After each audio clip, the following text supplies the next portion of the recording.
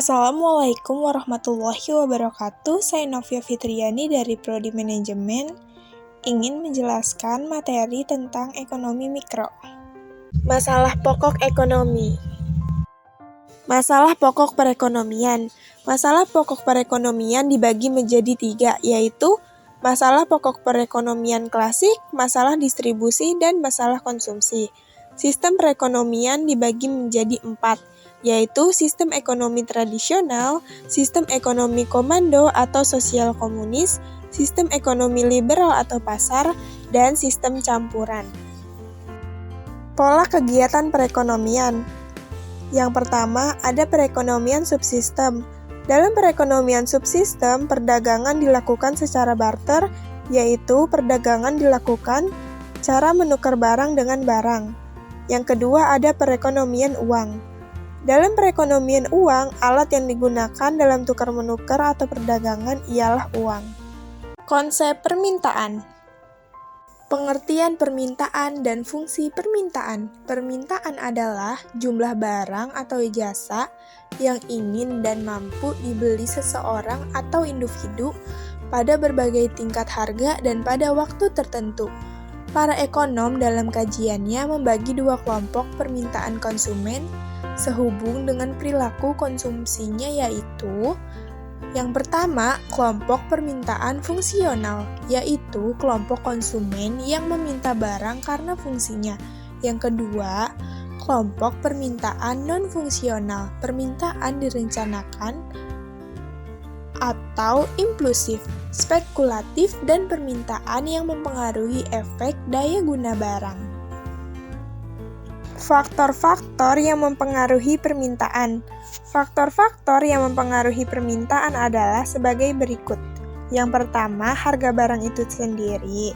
Yang kedua, harga barang lain yang berkaitan dengan produk barang tersebut atau harga barang, substitusi, dan barang komplementer. Yang ketiga, pendapat konsumen. Yang keempat, intensitas kebutuhan. Yang kelima, selera konsumen. Yang keenam, jumlah penduduk. Yang ketujuh, distribusi pendapatan. Yang kedelapan, usaha-usaha produsen meningkatkan penjualan atau periklanan. Yang kesembilan, ekspektasi konsumen tentang harga. Beberapa faktor yang menyebabkan kurva permintaan mengalami pergeseran. Yang pertama, perubahan harga barang itu sendiri. Substitusi. 2 barang substitusi jika penurunan harga suatu barang membuat konsumen kurang bersedia untuk membeli barang yang lain. Sedangkan komplementer, 2 barang komplementer jika penurunan harga satu barang membuat orang bersedia untuk membeli barang yang lain. 2. Perubahan pendapatan. Barang normal ketika kenaikan pendapatan meningkatkan permintaan untuk suatu barang. Barang inferior ketika kenaikan mendapatkan mengurangi permintaan untuk suatu barang. Yang ketiga, perubahan selera. Dan yang keempat adalah perubahan ekspektasi. Konsep permintaan dan penawaran. Permintaan adalah suatu barang atau jasa yang dibeli untuk memenuhi kebutuhan pada berbagai tingkat harga dan waktu tertentu. Jenis-jenis permintaan berdasarkan daya beli konsumen. Yang pertama, permintaan efektif. Yang kedua, permintaan potensial. Yang ketiga, permintaan absolut. Jenis-jenis permintaan berdasarkan jumlahnya. Yang pertama, permintaan individu, dan yang kedua adalah permintaan pasar. Jenis-jenis penawaran ada 3. Yang pertama, penawaran marginal. Yang kedua, penawaran submarginal. Dan ketiga, penawaran supermarginal. Kurva penawaran adalah suatu kurva yang menunjukkan hubungan di antara harga suatu barang tertentu dengan jumlah barang tersebut yang ditawarkan. Dalam menganalisis kurva penawaran, perlu dibedakan di antaranya menjadi 2, yaitu penawaran dan jumlah barang yang ditawarkan. Keseimbangan pasar. Keseimbangan pasar adalah terbentuknya suatu harga keseimbangan. Harga keseimbangan itu adalah harga di mana konsumen atau produsen sama-sama tidak ingin menambah atau mengurangi barang atau jasa yang dijual atau dikonsumsi. Fungsi permintaan pasar ialah munculnya hubungan antara jumlah barang dan harga yang kerap berbanding terbalik. Fungsi penawaran lebih berfokus pada korelasi persamaan di antara harga dan jumlah barang yang ditawarkan pihak produsen. Proses keseimbangan pasar. Penjual menyediakan barang sesuai dengan permintaan konsumen, pengendalian harga di pasar, kesediaan permintaan dan tingkat ketersediaan, adanya kesamaan jumlah antara stok produsen dan permintaan konsumen. Jenis-jenis keseimbangan pasar.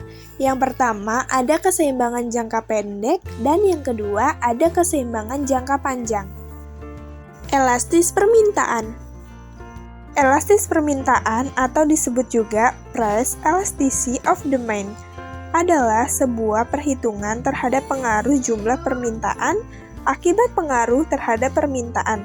Karena perubahan suatu harga barang atau perbandingan perubahan jumlah ketersediaan suatu barang yang diminta oleh konsumen sebagai akibat dari persentase perubahan barang yang ada di pasaran. Macam-macam elastis permintaan. Yang pertama, permintaan elastis uniter. Permintaan elastis uniter terjadi apabila perubahan permintaan sebanding dengan perubahan harga. Yang kedua, permintaan inelastis sempurna. Permintaan inelastis sempurna terjadi apabila perubahan harga tidak berpengaruh terhadap jumlah permintaan. Yang ketiga, permintaan elastis sempurna. Permintaan elastis sempurna terjadi apabila perubahan permintaan tidak memberikan dampak sama sekali terhadap perubahan harga. Elastis penawaran.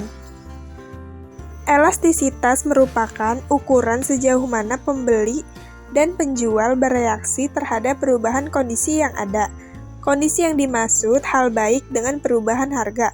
Dengan kata lain, elastisitas merupakan derajat dekat permintaan dan penawaran terhadap perubahan harga.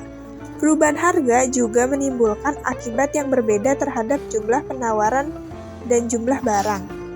Jenis-jenis elastisitas penawaran. Yang pertama, penawaran elastisitas sempurna.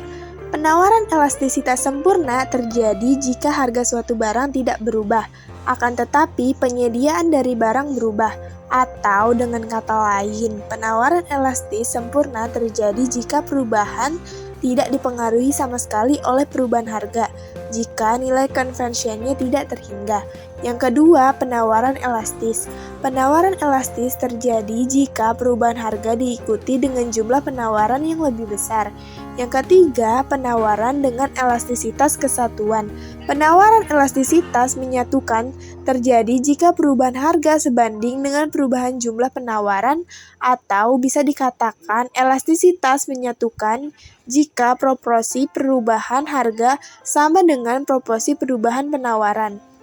Atau jika nilai konvensinya kasus ini bisa dicontohkan pada penjual daging sapi yang sekaligus memiliki dan melihat sapi. 4. Penawaran tidak elastis atau inelastis. Penawaran tidak elastis terjadi jika perubahan harga kurang penting pada perubahan penawaran, perubahan harga atau jika nilai konvensinya. 5. Penawaran tidak elastis sempurna. Penawaran tidak elastis sempurna dapat terjadi jika perubahan harga tidak dapat mempengaruhi jumlah penawaran. Sekian presentasi ekonomi mikro dari saya. Mohon maaf jika ada kesalahan kata atau pengucapan. Semoga apa yang saya sampaikan dapat bermanfaat. Bila ada kurang-kurang, semoga kedepannya saya bisa lebih baik lagi. Billahi taufiq wal hidayah. Wassalamualaikum warahmatullahi wabarakatuh. Terima kasih.